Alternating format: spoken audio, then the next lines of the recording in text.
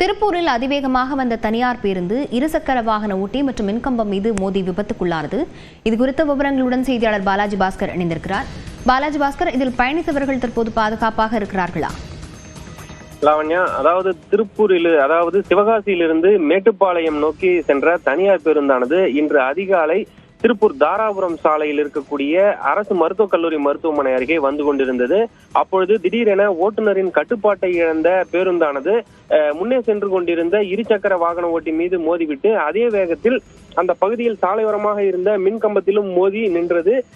இதில் மின்கம்பத்தில் இருந்த இணைப்பான்கள் உடனடியாக துண்டிக்கப்பட்ட நிலையில் மின்சாரமும் துண்டிக்கப்பட்டது. இதனைத் தொடர்ந்து பேருந்தில் பயணம் செய்த அனைவரும் காயங்களின்றி உயிர் தப்பினர்.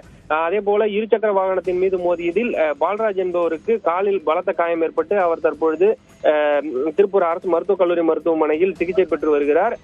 இந்த விபத்து தொடர்பான சிசிடிவி காட்சிகளானது தற்பொழுது வெளியாகி அதிர்ச்சியை ஏற்படுத்தி இருக்கிறது. இருசக்கர வாகனம் ஓட்டி மீது மோதிவிட்டு அதே வேகத்தில் மின்கம்பத்தின் மீது மோதக்கூடிய அந்த காட்சியானது வெளியாகி மிகவும் பரபரப்பை ஏற்படுத்தி இருக்கிறது. லாவண்யா, விவரங்களுக்கு நன்றி பாலாஜி.